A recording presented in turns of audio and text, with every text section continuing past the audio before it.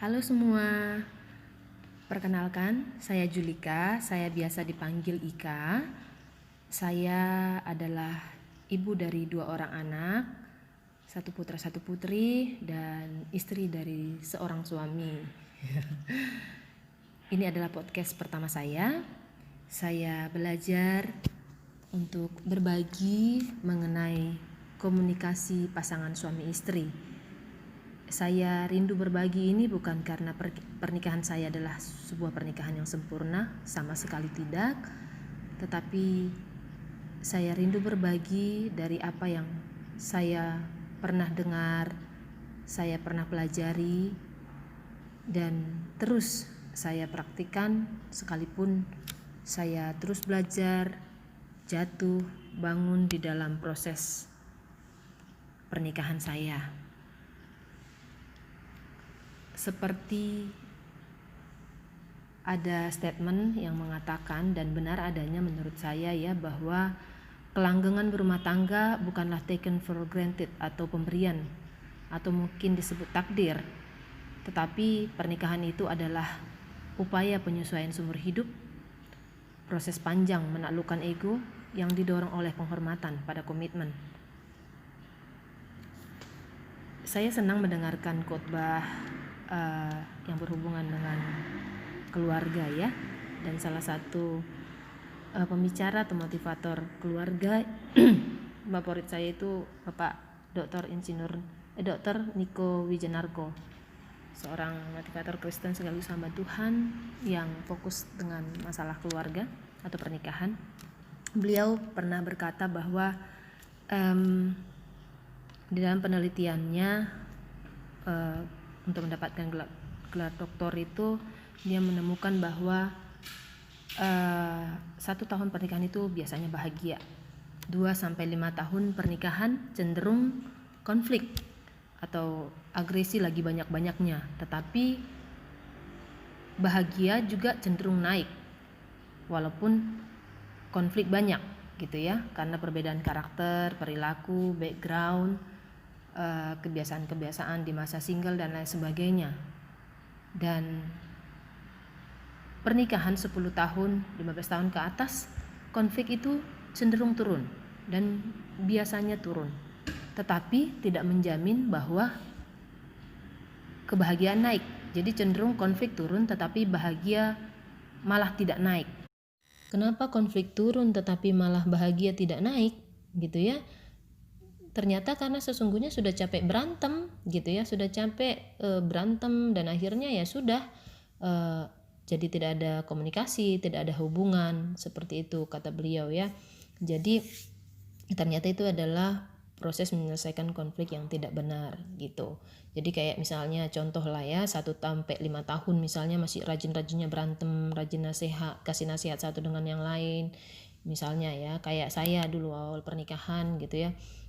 Bagi saya masalah besar ketika suami harus meletakkan handuk di atas tempat tidur dalam kondisi basah, itu langsung saya murka istilahnya ya. Tapi bagi dia it's okay gitu. Tetapi dari penelitian Pak Niko bilang bahwa 10 tahun berikutnya karena sudah capek berantem, akhirnya ya sudah solusinya ya kamu punya kamar sendiri, saya punya kamar sendiri, jadi masing-masing buat peraturan sendiri, seperti itu. Atau misalnya suami istri nih, cara pencet odolnya beda, satunya dari depan, satunya dari belakang. Si istri ngomel, harus dari belakang papa, seperti itu ya. Akhirnya ya sudah 10 tahun berikutnya ya sudah, odolmu odolku gitu ya, maksudnya odolnya masing-masing, tidak satu odol lagi gitu, seperti itu. Atau misalnya kalau dulu sama-sama bareng-bareng ke gereja misalnya, si suami mau jalur A supaya cepat, si istri bilang jalur B gitu, lalu kemudian akhirnya terlambat, si suaminya nyalahkan si istri, dan sebaliknya. Nah, sudah tahun 10 tahun berikutnya cari solusi, ya sudah besok mama gereja apa pagi, ya sudah mama pagi papa sore ya gitu. Yang hal-hal yang seperti itu. Jadi akhirnya diambil satu cara yang sebenarnya tidak sehat dalam menyelesaikan konflik itu, bahkan membuat akhirnya tidak bahagia, jadi flat seperti itu. Banyak pernikahan begitu, sangat banyak. Lalu pertanyaannya adalah, apakah pertengkaran itu harus dihindari dalam hubungan suami istri? Kalau menurut saya jawabannya tidak. Pertengkaran itu nggak bisa dihindari karena sebenarnya kita berasal dari background yang berbeda-beda gitu ya. Latar belakang suku yang berbeda, latar belakang mungkin pola didik keluarga dari keluarga asal kita yang berbeda, pendidikan kita yang berbeda, pergaulan kita yang berbeda, dan lain sebagainya. Bahkan mungkin di dalam pelayanan kita yang berbeda. Apakah itu bisa menyebabkan pertengkaran? Pasti, gitu ya. Saya dan suami, kita sama-sama berasal dari suku yang sama, suku Batak. Tetapi pola didik keluarga saya berbeda dengan pola didik keluarga suami. Saya berasal dari keluarga yang dididik orang tua sangat keras gitu. Suami saya berasal dari keluarga yang sangat teratur, lemah lembut gitu ya. Ya kalau diketemu yang berantem seperti itu. Belum lagi dari pergaulan atau pendidikan yang berbeda. Pasti banyak hal yang membuat kita bertengkar dengan pasangan kita. Lalu bagaimana dong? Ya pertengkaran itu tidak bisa dihindari, tetapi harus diselesaikan. Seperti itu ya. Jadi pertengkaran itu harus diselesaikan. Caranya? Ya caranya dengan komunikasi gitu. Saya sangat tertarik dari satu statement quotes ya yang berkata bahwa komunikasi itu membuat kita mampu mengatasi konflik, menyelesaikan konflik dengan baik sehingga akhirnya tidak bertengkar tetapi jadi bahagia. Seperti itu. Gitu. Ayat dasar firman Tuhan yang bisa saya bagi, saya ambil dari Efesus 4 ayat 32. Saya buka dulu ya. Efesus 4 ayatnya yang ke-32. Firman Tuhan berkata, tetapi hendaklah kamu ramah seorang terhadap yang lain, penuh kasih mesra dan saling mengampuni, sebagaimana Allah di dalam Kristus telah mengampuni kamu. Gitu. Yang pertama dikatakan di sini adalah belajar ramah gitu ya. Kalau ditanya ke saya, ini nggak gua banget ya. Ini karakter dasar saya sebenarnya bukan orang yang ramah gitu. Karena memang pola didik keluarga saya keras seperti itu ya. Tapi di sini katakan belajarlah ramah dalam artian misalnya minta tolong, belajar senyum, belajar bilang terima kasih, atau belajar minta maaf seperti itu. Hal-hal yang sangat sederhana sebenarnya, tetapi tidak semua orang bisa melakukannya. Tetapi firman Tuhan bilang, belajarlah kamu, hendaklah kamu ramah seorang terhadap yang lain gitu. Dalam kehidupan berumah tangga ya untuk belajar ramah. Jadi kalau dibilang saya nggak ramah, ya belajar gitu. Jadi pernah saya tonton ya, satu hamba Tuhan bilang, kalau kamu nggak bisa belajar ramah, belajar nada. Belajar nada maksudnya apa? Belajar nada artinya belajar bagaimana nadamu untuk supaya lebih rendah gitu ya. Meminta tolong gitu, tapi dengan nada yang rendah. Jangan seperti saya misalnya dulu ya sama suami gitu ya. Saya minta tolong tapi nadanya tinggi, nadanya seperti nyuruh. Dan suami saya merasa, lu nggak minta tolong, kamu nggak minta tolong, kamu itu menyuruh saya gitu, merendahkan saya seperti itu. Jadi kita sama-sama belajar ya, belajar ramah, minta tolong, senyum, terima kasih, minta maaf. Kita sama-sama belajar untuk kita pelan-pelan, sekalipun itu bertolak belakang dengan karakter kita, tapi kita harus terus belajar gitu ya. Sebenarnya sih kalau dibilang kalau ada cinta, komunikasi itu pasti mudah deh gitu ya. Pasti Bapak Ibu teman-teman coba saya minta kembali ingatannya di masa-masa pacaran dulu sama pasangan kita gitu ya. Nggak usah komunikasi secara verbal aja gitu ya, sudah saling mengerti gitu. Kedip mata aja pacar kita sudah ngerti apa yang kita mau gitu ya. Atau kita kipas-kipas sedikit gitu ya, pasangan kita sudah tahu, oh iya dia kepanasan nih, saya harus ambil ini misalnya. Hal-hal yang sebenarnya tidak perlu komunikasi verbal, apalagi marah-marah, pasangan kita sudah tahu. Karena apa? Karena cinta lagi membuncah-buncahnya gitu ya, lagi besar-besarnya, lagi cinta banget gitu.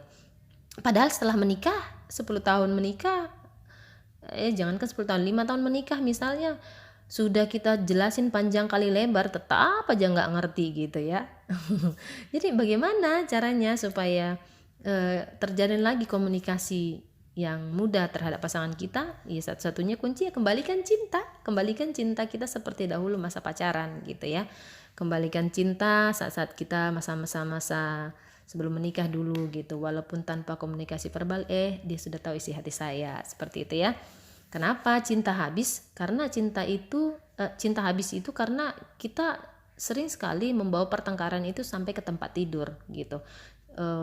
Berantem tapi meluas gitu ya. Akhirnya tidak bisa mengampuni.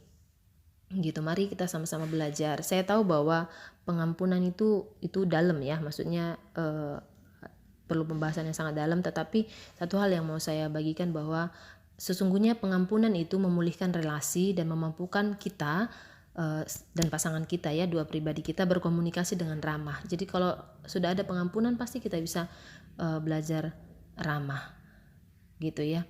Mengampuni sih bisa gitu ya, tapi kok melupakan nggak bisa gitu. Mungkin untuk hal-hal yang kecil kayak misalnya beda pendapat atau miscommunication misalnya, itu gampang bagi kita untuk melupakan. Tapi untuk hal-hal yang istilahnya lebih dalam lagi seperti kayak pasangan membohongi kita atau pasangan kita melakukan hal yang menyakiti hati kita begitu dalam gitu ya, yang menyangkut kepercayaan antara pasutri jadi misalnya jadi hancur seperti itu ya. Tetapi satu hal yang mau saya bagikan Bapak Ibu dan teman-teman, saya juga belajar di sini bahwa kalau Kristus sudah terlebih dahulu mengampuni kita, maka kita pun harus terus belajar mengampuni orang lain, apalagi pasangan kita gitu ya. Toh yang memilih pasangan itu siapa? Kan kita ya. Jadi kita mengambil keputusan untuk mencintai dia pun kita gitu. Jadi kalaupun ada hal di dalam proses menjalani kehidupan rumah tangga, kita harus terus belajar mengampuni sama seperti Kristus sudah mengampuni kita terlebih dahulu. Kita yang dulu nggak layak, kita yang harusnya masuk ke dalam kematian yang kekal, bagian kita dahulu adalah api neraka, tetapi karena pengorbanan Yesus, pengampunan Yesus dengan memberikan dirinya sebagai ganti dosa kita, akhirnya kita menjadi orang-orang yang dipulihkan, orang-orang yang memiliki kehidupan yang kekal. Aku pikir itu satu-satunya standar firman Tuhan yang membuat kita untuk mampu mengampuni, apalagi mengampuni pasangan ya.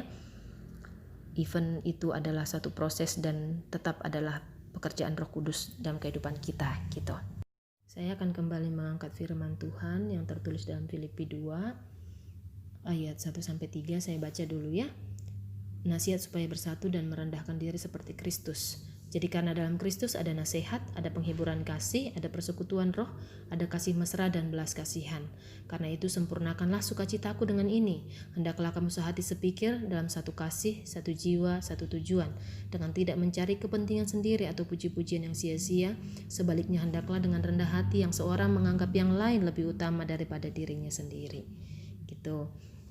Jadi kalau tadi kita sudah diampuni oleh Kristus di dalam kematiannya di kayu salib, jadi di dalam Kristus ada nasihat. Begitu juga dalam kehidupan rumah tangga kita ya.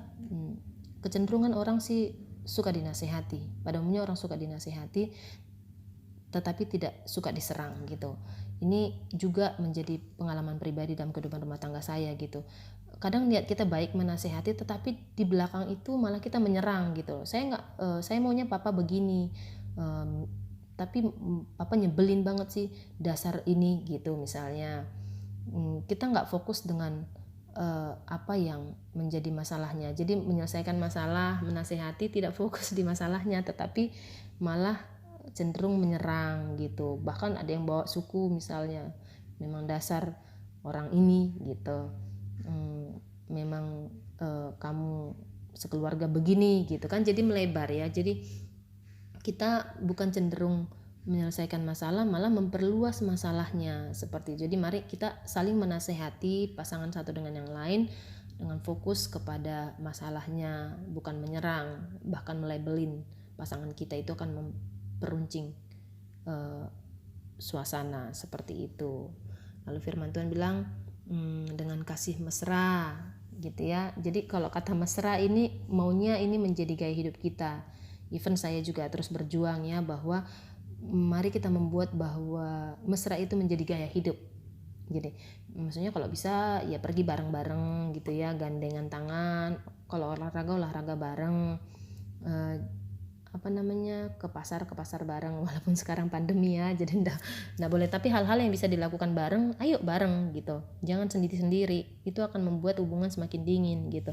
Jadi kita terus belajar bahwa kemesraan itu, sikap mesra itu menjadi gaya hidup kita berdua gitu, kita dengan pasangan kita. Jadi kalau mesra itu membuat ikatan lebih kuat, emosional lebih kuat gitu, karena ya kita sering gandengan, sering pelukan, misalnya sering bareng-bareng, tentunya akan semakin kuat ikatan emosional kita. Jadi mesra itu tidak semata-mata harus bicara seks gitu ya, tetapi mesra itu adalah keseharian kita gitu. Bisa peluk pasangan kita atau cium pasangan kita, seperti misalnya masa pacaran dulu, misalnya kita mesra gitu ya, tetapi kan tidak ujung-ujungnya seks juga gitu, tapi kita merasakan kemesraan seperti itu. Jadi kita belajar bahwa mesra itu harus terus gitu, jangan segan atau jangan takut mengumbar kemesraan bersama dengan pasangan kita tentunya ya, bukan harus depan publik atau seperti apa, bukan itu maksud saya. Berdua itu jauh lebih efektif. Lalu selanjutnya firman Tuhan berkata bahwa hendaklah kamu sehati sepikir dalam satu tujuan. Jadi dalam keluarga juga kita harus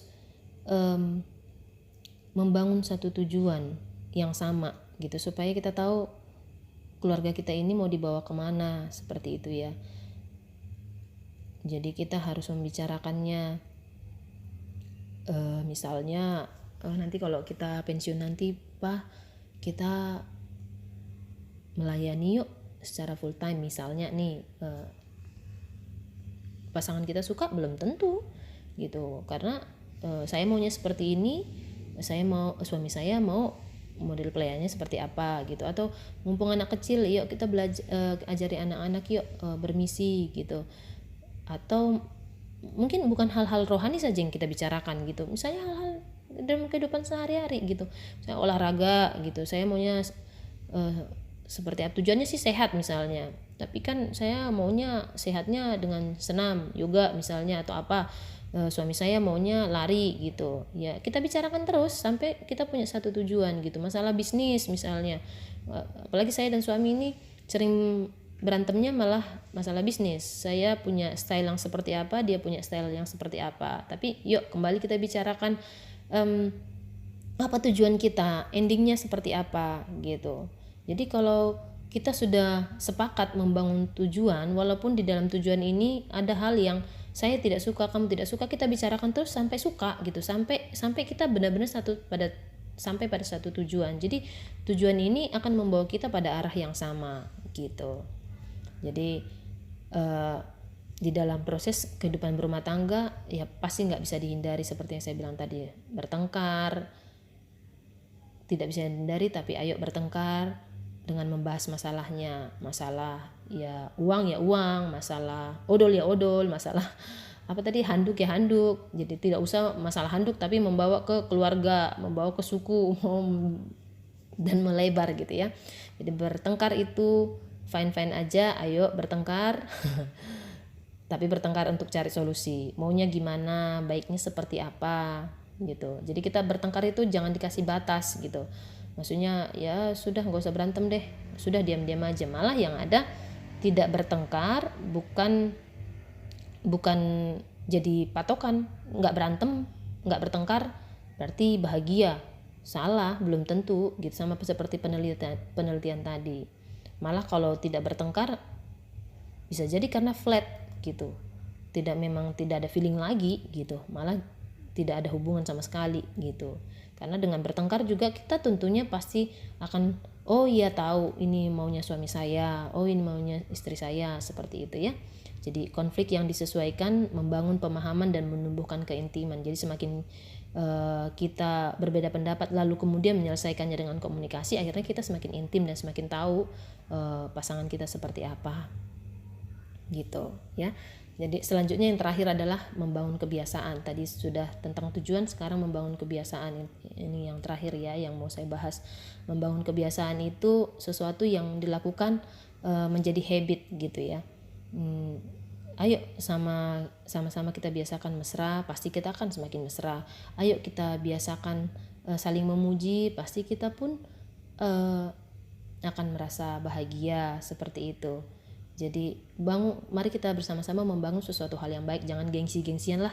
Maksudnya kalau udah Pak Sutri apa sih yang mau digengsi-gengsikan lagi ya, kita sudah tahu luar dan dalam, bahkan fisik pasangan kita pun kita sudah tahu apa sih yang mau digengsikan. Yang penting kita punya tujuan yang sama, ya kita jalan sama untuk kebahagiaan bersama juga, kan seperti itu ya. Jadi ayo kita membangun kebiasaan yang baik gitu. Terus kebiasaan bersama itu juga perlu, karena komunikasi yang paling esensi sebenarnya adalah kehadiran fisik pasangan kita di samping kita kan ya.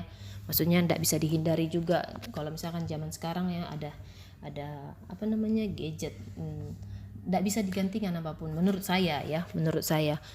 Oke, bisa video call, bisa Skype, bisa menggunakan teknologi sekarang gitu ya untuk bertatap muka, tetapi kehadiran fisik tidak bisa digantikan oleh siapapun. Jadi sebisa mungkin ya tetaplah bersama dengan pasangan.